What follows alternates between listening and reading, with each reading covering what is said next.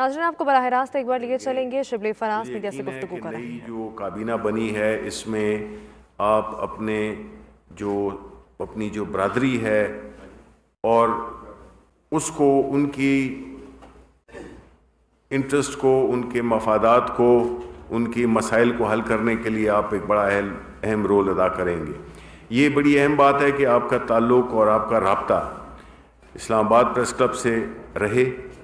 ہم سے بھی رہے، کیونکہ اس سے آپ جو ہے تو بجائے اس کے کہ آئسولیشن میں ہوں، آپ جو ہے تو رابطے میں رہیں گے تو ہمارے ساتھ اپنے مسائل بھی شیئر کر سکیں گے اور ہم ایک دوسرے کی مدد بھی کر سکیں گے، صرف مسائل کی حد تک نہیں، اور چیزیں جو صحافتی میدان میں جو صحافت کے ذریعے جو بھی ایک ملکی مفاد کے لیے جو ایک نیریٹو ہے، اس کے لیے آپ آگہی کی جو آپ ایک جو خدمت کر رہے ہیں، ایک مقدس پیشہ ہے اور مسائل بھی آپ کے ہوں گے۔ میں آپ کے جو آج کا دن تو بہت ہی مصروف ترین دن ہے اور بڑی مشکلات والا دن ہے کہ ہمیں نکلنے کے لیے بھی مجھے کتنا پیدل چل کے اور پھر کہاں سے ہو کے آنا پڑا، تو میں یہ امید رکھتا ہوں کہ آپ کی جو کابینہ ہے اپنے اس کے وساطت سے آپ رابطے میں رہیں گے ہمارے ساتھ، اور جو بھی آپ کے مسائل ہیں اس کے ساتھ جب تک ایک مسلسل ایک رابطہ رہے تو اس سے مسائل جمع بھی نہیں ہوتے ہیں اور اس کی فالو اپ بھی ہو سکتا ہے کہ اس کی پروگریس کے بارے میں کہ ان مسائل کی حل کرنے کے لیے میں انشاءاللہ عنقریب اپنے دیر بالا کے پریس کلب میں جاؤں گا اور آپ سے ادھر بالمشافہ ملاقات بھی ہوگی، آپ کے باقی ساتھیوں سے بھی ملاقات ہوگی، اور میں یہ ایڈمٹ کرتا ہوں کہ میں دیر بالا کبھی گیا نہیں تو یہ ایک بڑا اچھا موقع ہوگا اور وجہ ہوگی کہ میں وہاں پہ جاؤں۔ تو میں آپ کا بے حد شکر گزار ہوں کہ آپ یہاں پہ آئے، اور ایک بار پھر میں آپ کو جو نو منتخب عہدیدار ہیں ان کو مبارک بھی پیش کرتا ہوں اور ساتھ میں ان کو مستقبل کے لیے نیک خواہشات کا اظہار بھی کرتا ہوں، کیونکہ یہ ایک ذمہ داری ہے، عہدہ جو ہے تو اس کے ساتھ ذمہ داری بھی آتی ہے۔ مجھے یقین ہے کہ آپ اس پر پورا اتریں گے۔ بہت بہت شکریہ سر۔ وہ آج کی کوئی جو صورتحال ہے اس کے بارے میں اگر آپ بات کرنا چاہیں، ریڈ زون پہ جس طرح وہاں پہ آپ جہاں تک کہ ریڈ زون کا تعلق ہے، جہاں تک کہ فیڈرل امپلائیز کا تعلق ہے، جس طرح کہ یہ جو ابھی جو احتجاج ہو رہا ہے، اس کے بارے میں یہ بتاتا چلوں کہ پرائم منسٹر عمران خان بڑے کنسرن ہیں اس بارے میں، اور کابینہ کی اکثر کمیٹی میٹنگز میں بھی انہوں نے یہ ذکر کیا ہے اور یہ ہدایت جاری کی ہے کنسرن منسٹریز کو کہ جو سیکریٹریٹ کے ملازمین ہیں ان کے جو مسائل ہیں، ان کی جو تنخواہوں کا مسئلہ ہے، اس کو فی الفور حل کیا جائے، اور ہمارے بڑے تجربہ کار اور محترم لیڈران ہیں جو کہ ایک 3 کمیٹی ہے جس میں کہ علی محمد صاحب ہیں اور ہمارے پرویز خٹک صاحب ہیں اور شیخ رشید صاحب بھی ہیں، فائنانس منسٹر کو بھی اس میں شامل کیا گیا ہے، اور مجھے پورا یقین ہے کہ جو پرائم منسٹر صاحب کی جو خواہش ہے کہ وہ اس بارے میں بہت سیریس بھی ہیں اور وہ چاہتے ہیں کہ ان کے جو مسائل ہیں اس کو ہم حل کریں، اور جو بھی اس سلسلے میں ہوگا وہ بالکل جلد میرا خیال ہے کہ ہماری جو کمیٹی ہے یہ ایک پریس کانفرنس بھی کرے گی اور اس میں جو ہے تفصیلات کا ذکر ہوگا، لیکن میں یہ سمجھتا ہوں کہ اس احتجاج کو ابھی یہ مطمئن ہو جائیں گے اور انشاءاللہ یہ احتجاج آج ہی ختم ہو جائے گا۔ لیکن سر وہ جو اپوزیشن اس سے فائدہ اٹھانے کی کوشش کری، انہوں نے کہا کہ ہم ان کا ساتھ دیکھیں، جسے کہتے ہیں کہ یہ سیاسی خود غرضی کی ایک اور مثال ہے جو کہ پی ڈی ایم جو کہ پورے ملک میں تو وہ کچھ کر نہیں سکے، ان کو پذیرائی نہیں ملی، تو اب وہ جہاں پہ کچھ لوگ اکٹھے دیکھتے ہیں وہاں پہ جا کے اپنے جھنڈے کھڑے کر دیتے ہیں۔ اس کے لیے ہمارے پشتوں میں بڑی مثالیں ہیں جو کہ ظاہر ہے اس وقت میں دوں گا نہیں،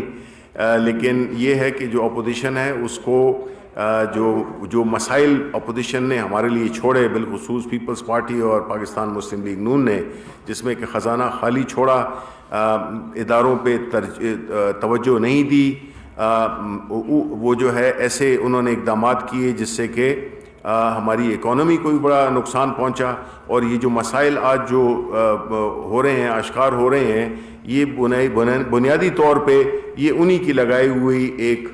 نااہلی تھی، اور انہی کی یہ منصوبہ بندی کا فقدان تھا جو کہ انہوں نے اپنے دوران اقتدار نہیں کیا، جس کی وجہ سے آج ہمیں بڑے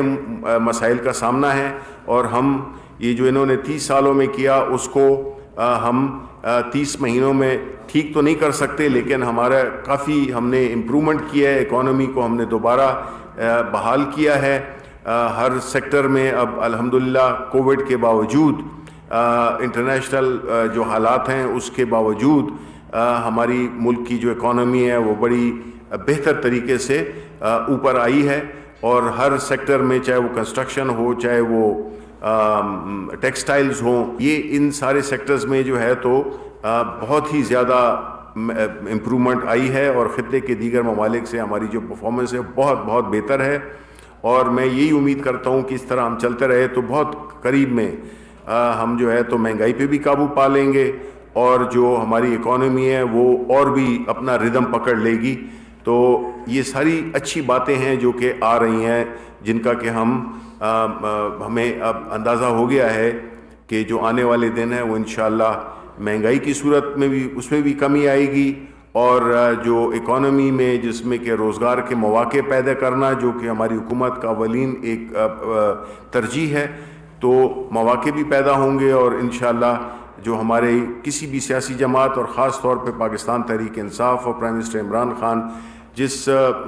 جذبے سے ہم آئے تھے اور اسی جذبے سے ہم لگے ہوئے ہیں کہ جو مشکلات ہیں وہ تو بہت زیادہ ہیں، لیکن ہم ان سے الحمدللہ، جیسے کہ کووڈ جیسی ایک ایسی عالمی وبا سے ہم نے بڑی کامیابی کے ساتھ ایک وہ کیا۔ اور اسی طرح میں یہ سمجھتا ہوں کہ جو ہمارے جو صحافی بھائی ہیں، ہم اسلام آباد کے لیے بھی کوشش کر رہے ہیں، اور دیگر آپ تو خیبر پختونخوا سے ہیں تو آپ کو تو صحت کارڈ بھی امید ہے کہ مل گئے ہوں گے، اور یہ ایک ایسا پروجیکٹ ہے جو کہ دنیا میں اس کی نظیر نہیں ملتی ہے۔ تو اس قسم کے کئی اور وہ ہیں گھروں کی جو ہے وہ لوگ جو کہ کبھی سوچ بھی نہیں سکتے تھے کہ وہ گھر خریدیں گے، ان کے لیے بھی مواقع بالکل پیدا کر دیے گئے ہیں۔ پرائم منسٹر نے اپنی حقیقی معنوں میں، چونکہ میں ان کے ساتھ بڑے قریب سے دیکھتا ہوں، تو شب و روز کی محنت سے انہوں نے جس طرح سے جو بھی اس کے راستے میں حائل رکاوٹیں تھیں ان کو انہوں نے وہ کیا ہے، حل کیا ہے، اور اب جو ہے تو انشاءاللہ آپ بھی اپنا گھر بھی لے سکتے ہیں، اور اپنے مستقبل کو اس طریقے سے ایک بہت بڑی ایک وہ ہوتی ہے کہ آپ کا اپنا گھر ہو۔